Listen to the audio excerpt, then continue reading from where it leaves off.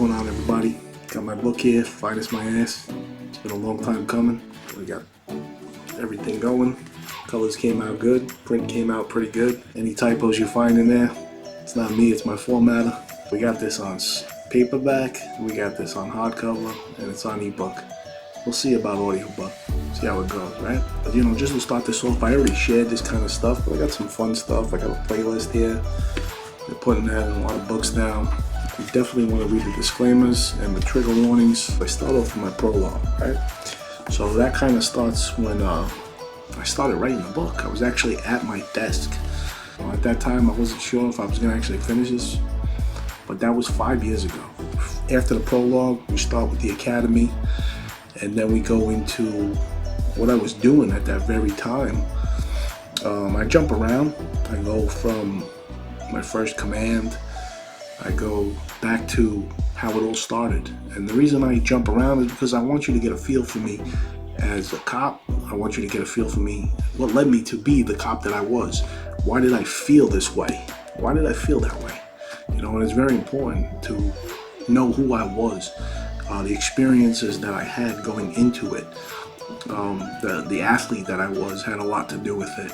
The fighting that I did in the neighborhood, the people that I seen, nothing as a cop intimidated me, and I say that a lot, whether it's an interview or whether it's in my book. And it's very important because who we are determines what kind of cop we're going to be. Of course, I talk about my first partner. He had a lot of similarities as the people that I grew up with. And then I go into some lifelong friends that I had and some relationships that went south. A lot of it had to do with the cop that I was becoming and the way the job was affecting me. When I was in the academy, I remember my instructor told me, the friends you have today, they probably won't be around in 10 years. You're gonna lose a lot of people on this job, your friends, your family, maybe even your parents. And, she was right, definitely, with that. When I finally got into the squad, I kind of felt like the parade already passed by. I seen a lot of people that had less time on me, beat me to it. And now I was learning something new. Not so much because that's where I wanted to be in my career, but that was where my career led me. My partner at the time, that was his dream, and I had to help him get there as his partner. So now when it was my turn to go, I was dealing with a lot. I was just turning 30 years old, and that's like a prime time in your life. My relationships were starting to go south, and I was starting to learn who my friends really were. And that has a lot to do with the detective I ended up becoming and the person I am today. If it was not for those losses, I would not be who I am. Those losses were very critical for my life. My family would not be the same today if I had not gone through that. So although it seems very negative, it did actually turn out to be very positive.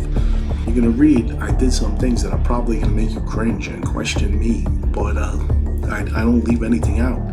I'm not proud of everything I did, but I did it with all my heart and with good intentions. I have no regrets on a lot of the stuff that happened outside the job. You're gonna read about the gold shield and the happy day that I finally was able to attain that gold shield. And then you're gonna read about when I thought I was moving up, but I really wasn't. I do know that I was doing what I was meant to do later on. I truly believe God wanted me to do what I did. Then you're gonna see me try to advance my career even further, and moving up really was moving down.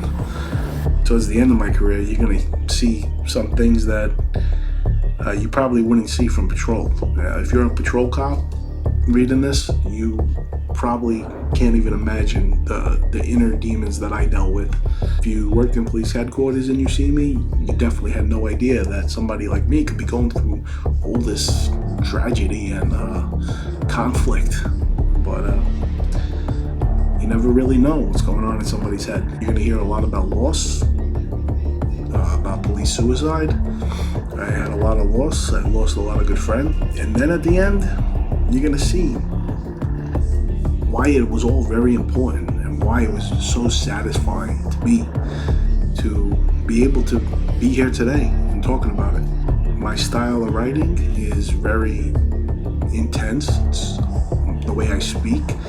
It's strong. I don't hold anything back. I'm very honest. I always had a passion for writing in high school. I wrote on the school newspaper. In my career, I was always writing documents for my bosses. I was always writing emails. I was always writing. I even helped family members do projects with writing, and that led them to success sometimes. So writing was always a passion of mine. So I really hope you get a copy of this, read it, skip around chapters if you like. You could ask me questions. I'm here.